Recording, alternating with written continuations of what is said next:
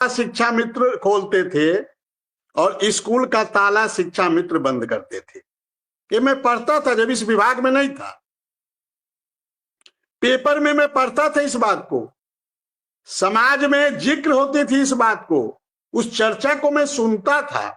हालांकि मेरा बेसिक शिक्षा विभाग से कोई संबंध उस समय नहीं था, लेकिन जब इस विभाग में आया तो जो चीज पेपर में पढ़ता था, चर्चाएं सुनता था, उसको अपनी आंखों से देखने का अवसर मिला, या कहिए सौभाग्य मिला। और तो शिक्षा मित्र की चर्चा तो पहले भी होती थी, शिक्षा मित्र सुर्खियों में, अखबार की सुर्खियों में रहते थे, टीवी और अखबार के हेडलाइन में रहते थे, लेकिन अनुदेशक कभी समाचार की सुर्खियों में नहीं था, अनुदेशक कभी हेडलाइन में नहीं था।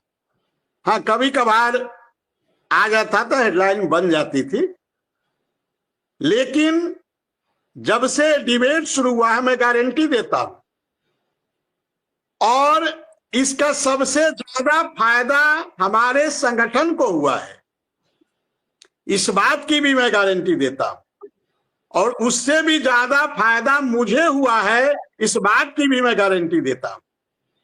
क्योंकि आज मैं पिछले 11 वर्षों से अनुदेशक की लड़ाई लड़ रहा था।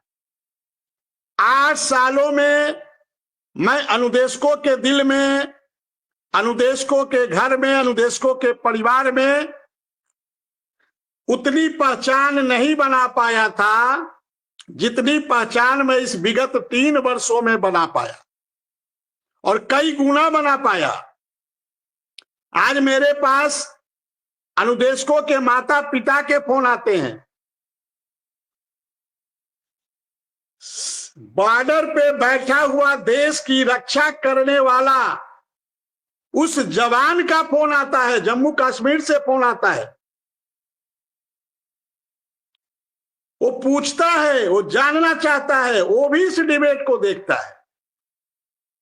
बंबई का एक साथी जो अनुदेशक नहीं है, सुल्तानपुर का रहने वाला है, उसका भी फोन आता है, वो भी कहता है। अभी मैं उस दिन बता रहा था, वर्धा विश्वविद्यालय के प्रोफेसर हैं, रात को 11 बजे उनका फोन आया मेरे पास, और वो बता रहे थे कि मैं भी इस डिबेट को देखता हूं, और मैं इस गारंटी से बात की देता हूं कि इस डिबेट को देखने के बाद अनुदेशक शिक्षा मित्रों के मौत का जो रेशियो है वो घटा है। मेरी बात पे किसी को हो सकता है भरोसा ना हो, तो पिछला रिकॉर्ड को देख ले और इधर 3 वर्षों के रिकॉर्ड को देख ले, तो कहीं ना कहीं उन्हें अंतर समझ में आएगा। अब मैं आता हूं आज के टॉपिक पे। आज 21 तारीख हो गया, कल 22 है, परसों काउंटिंग है,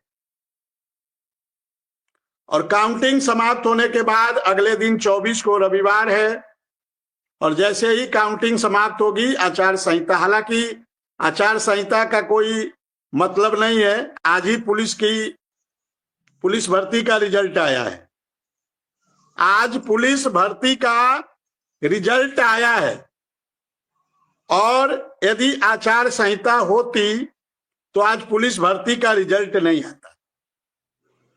हो सकता है चुनाव बीतने का इंतजार हो रहा हो, क्योंकि मैं कुछ दिन पहले पेपर में पढ़ा था कि सरकार चुनाव आयोग से परमिशन लेना चाहती है पुलिस भर्ती का रिजल्ट निकालने के लिए।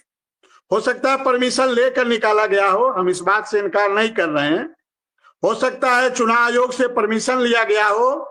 नहीं विक्रम सिंह, हम आपको थोड़ा साफ कर दें कि उपचुनाव में जैसे ही वोटिंग हो जाती है उसके बाद फौरी तौर पर उन्हीं जिलों में आचार संहिता रह जाती है जिन जिलों में काउंटिंग होगी। बाकी प्रदेश से आचार संहिता एक तरीके से हट जाती है।